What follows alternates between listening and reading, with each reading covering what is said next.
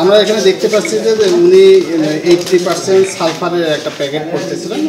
তার পাশেই আমরা দেখলাম এখানে ইটের গুঁড়া আছে, ইটের গুঁড়া এটা একদম গুঁড়া করে আমরা এর সাথে উনি মেশানোর চেষ্টা করছিলেন। এইভাবে উনি প্যাকেট করতেছিলেন। যাই হোক আমরা এই সংবাদ পেয়ে আমরা এটা দেখেছি, এটা কৃষকের জন্য ক্ষতি। আমরা এটা গোপন তথ্যের ভিত্তিতে এসে দেখেছি এখানে উনি আরও কিছু প্রোডাক্ট তৈরি করছেন, তো ওনার লাইসেন্স এবং কোনো কিছু আমরা খুঁজে পাই নাই। ওনার অনুমোদন পাওয়ার পর আমরা বেশ কয়েকবার তাকে টাকাটা দিয়েছি পত্রের মাধ্যমে, সেগুলো আমাদের রেকর্ড ফাইলে আছে। উনি আমাদেরকে দেখাতে বাধ্য হয়েছে এবং আমরা মাঝে মাঝে যখন আসি তখন ওনার দুই সাইডটাই তালাবদ্ধ পাই, কাউকে না পেয়ে যার কারণে আমরা হয়তো মাঝে মাঝে দেখতে পারি না। আমরা এখানে হচ্ছে বাইরে থেকে মাল নিয়ে আসে ভাই, আমরা প্যাকেট করি।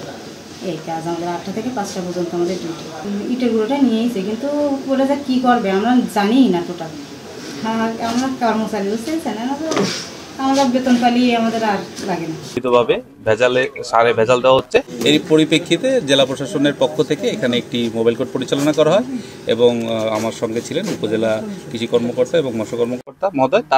তাদের উপস্থিতিতে এখানে ভেজাল এটা প্রমাণিত হতে আমরা সার ব্যবস্থাপনা আইন 2006-এর বিধি মোতাবেক আইন মোতাবেক আমরা এখানে ওনাদেরকে 20,000 টাকা জরিমানা করেছি এবং প্রতিষ্ঠানটি আপাতত করে দেওয়া হয়েছে।